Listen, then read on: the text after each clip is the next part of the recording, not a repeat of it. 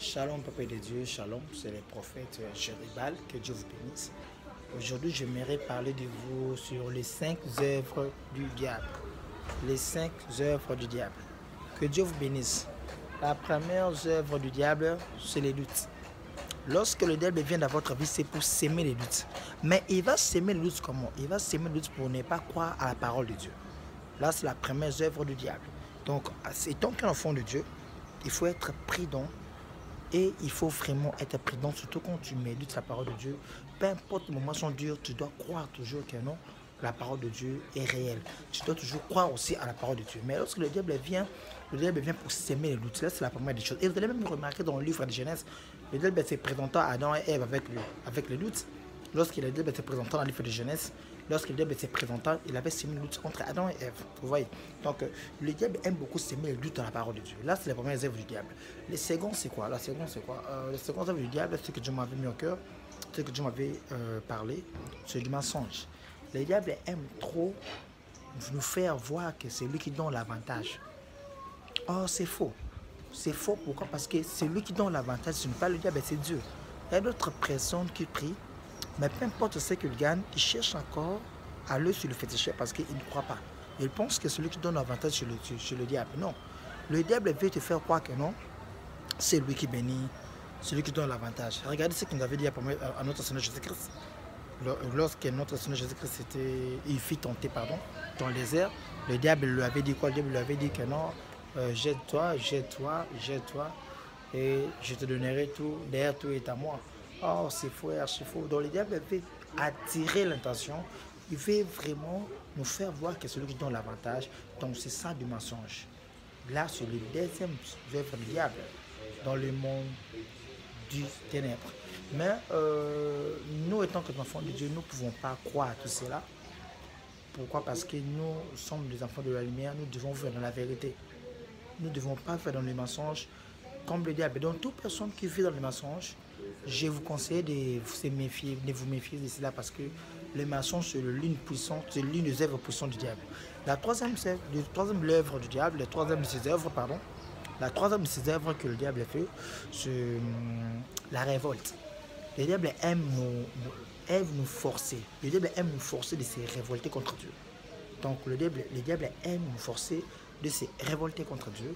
Donc il y a d'autres personnes quand ils prient, tellement que les moments sont durs, tellement que rien ne marche, ils commencent même à se révolter contre Dieu en priant. Donc il ne sait plus quoi parler, quoi dire à Dieu. Faites très attention. Quand vous voyez que vous êtes en train de vous révolter contre votre Créateur, c'est tout à fait un péché. Soyez très prudents avec ce genre de choses. La quatrième des choses, que le Seigneur vous bénisse, la quatrième des choses, c'est ce qu'on appelle discorde. Donc le diable ne veut pas que vous puissiez avoir vraiment une intimité avec Dieu. Parce que dans le discorde, on a ce qu'on appelle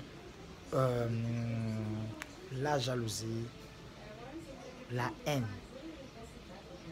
Donc, et tu détestes ton prochain, tu détestes ton camarade, tu détestes ton ami. Donc, tu vis dans la jalousie, tu vis dans la haine, tu te comportes bizarrement, même contre ton ami. Donc, tu ne veux pas voir les autres réussir. C'est ça le diable. Il sème ce genre de choses, la discorde. Donc, le diable n'aime pas que nous soyons contents à certaines choses. Et c'est pour cela que même quand ton ami réussit dans la vie, au lieu que tu puisses la féliciter, tu te sens mal à l'aise. Donc le diable ne veut pas. Donc c'est ça. Mais la cinquième du signe, parce que je suis en train de citer les œuvres du diable, la cinquième du signe, qui est parmi les œuvres du diable, que le diable utilise trop, c'est ce qu'on appelle la cupidité. La cupidité. Vous savez, même Jésus disait que non, nous devons être prudents avec l'esprit des mamans. La cupidité, c'est à cause de la cupidité qu'aujourd'hui, même beaucoup des hommes de Dieu, c'est à cause de ça, beaucoup des hommes de Dieu ainsi que des enfants de Dieu ont même compliqué leur relation avec Dieu et ils sont éloignés de Dieu. Ok, certaines personnes sont même éloignées de Dieu. C'est ça que je cherchais le mot vers oui, éloigné. Donc, c'est à cause de cupidité.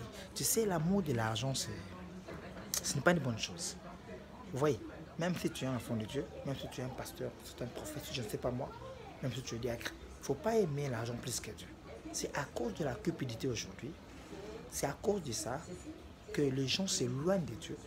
Même leur relation avec Dieu ne tient plus. Il y a d'autres personnes, ils ont même s'éloigné de Dieu à cause de cupidité.